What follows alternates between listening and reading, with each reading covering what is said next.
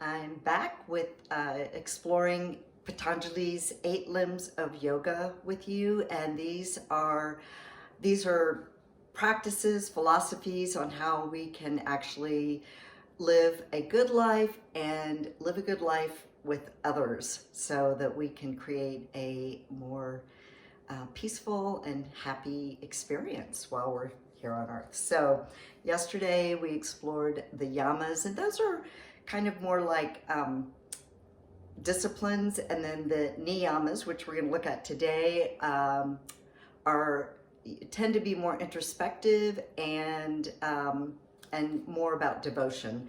So the first one is socha, and that translates to purity or and cleanliness. So it just encompasses really taking care of your body, mind, and spirit, and treating it as a temple. And in the Vedic practices, you can look at, I think what this would fall under would be a daily sadhana, which means like a daily spiritual practice, but don't confuse that with meaning it's all meditation. So I've heard often it said that you should devote 2 hours to your, it's really about daily self-care, which would include your hygiene and your movement, and just taking care, really honoring the fact that your body is a gift in this world. So if you go along with this, the body's finite, the soul is infinite. The soul needs the body to accomplish what it needs to in this lifetime, and just to experience it. So the body is a way for the soul to experience life through the five senses, and so it's really important that we learn how to take care of our bodies and do keep it clean and healthy. And that does involve cleansing the mind, which again, these practices are often saying, do this with some type of meditative practice, visualization, even affirmations, because that goes into what we talked about yesterday, and how are you speaking to yourself. And so that's important. And the next one is santosha, which translates to contentment. So it's really more of a goal to be content rather than happy, because happy comes and goes.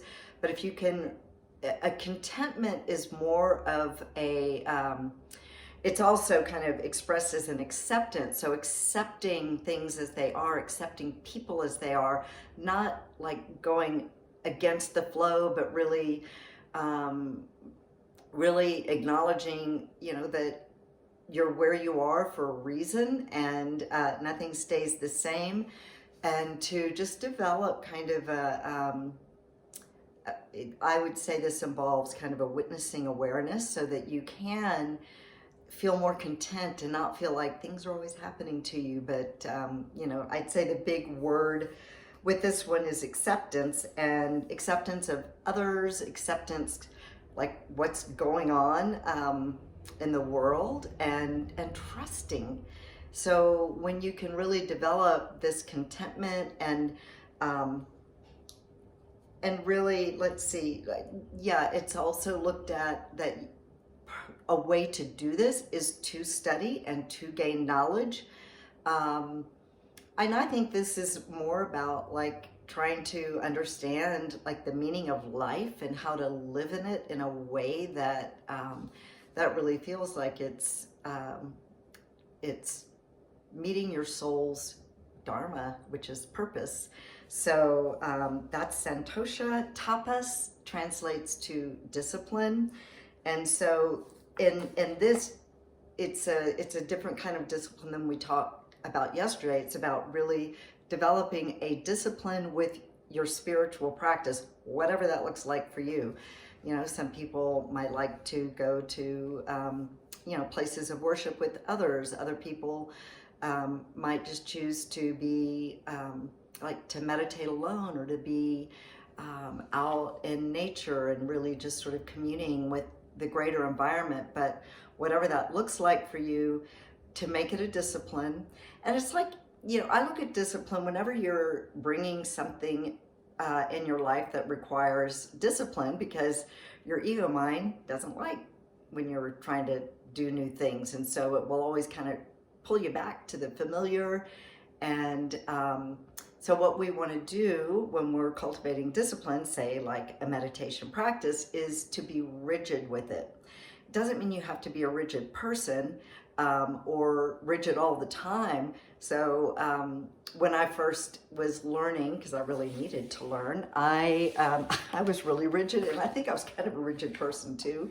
And it looks a lot different today. Actually, as I kind of delve into this, I'm thinking I might need to bring a little rigidity back. But the idea is to have a discipline with a spiritual practice. And the next thing is svadhyaya. It's kind of a funny word, but these are the Sanskrit words. So that is being a study of self. And so you want to really notice, like, how you are reacting, how you're responding to things, what your internal experience is. And so, and it's always necessary to sort of, go inward and then also outward, which will get us to the next one. But you want to cultivate non-judgment when you are doing a self-study, because it's really easy to be harsh on ourselves, and then when we do that, we kind of don't want to go there, which I think is actually a pretty big problem in our world today. I think it's the total fear of looking at stuff in yourself that's not so great, and then I think immediately there's kind of a knee-jerk reaction inside of shame, like you shouldn't have that thought or be that way. And then what happens is, if that's suppressed, it just actually grows. So it's like, what you resist persists. So this study is asking us to really connect to our inner strength and knowledge. And it does take courage to do that, but it's what we're supposed to do, what we need to do, because then you can really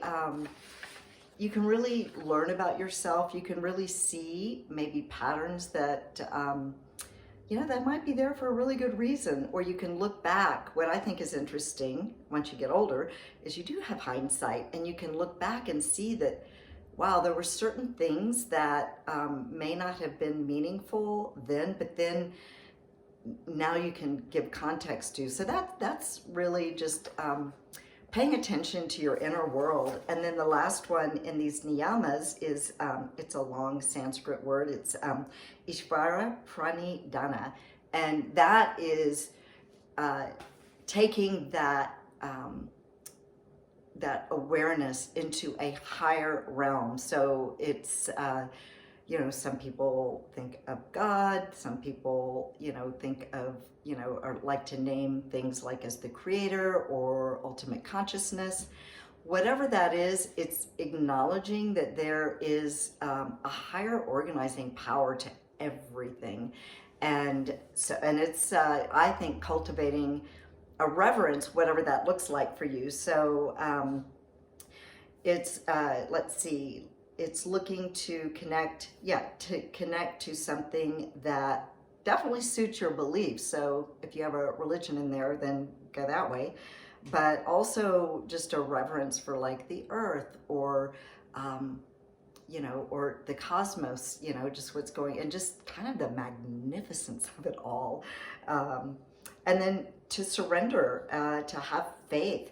So that's really, I think, where if we struggle, with that thought, it's a good way to cultivate faith, to just, I personally think, looking at nature, like if you go out and there's certain times of years during the year that certain flowers bloom, and they are beyond magnificent. Like, who's doing that, you know? And when you look at that and really see that there is such a creative force, you know, that organizes the seasons, that organizes all these things that I think a lot of people take for granted. And so for me, you know, it's hard to imagine like a thing being the higher power, but when you just kind of see how you know, how things manifest around you,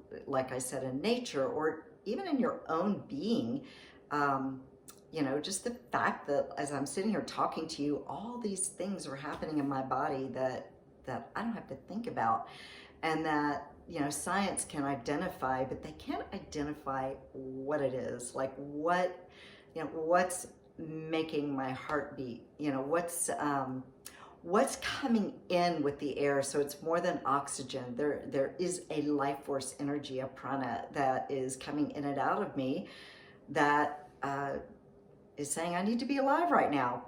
So this is that expansion into really looking into a not only a greater orchestrating power, but actually a faith that you can turn to when you are really down and out, and you can actually trust that if you engage with practicing with just communing with whatever that looks like for you, that you are bringing in a support that is beyond your you know, your mind and body.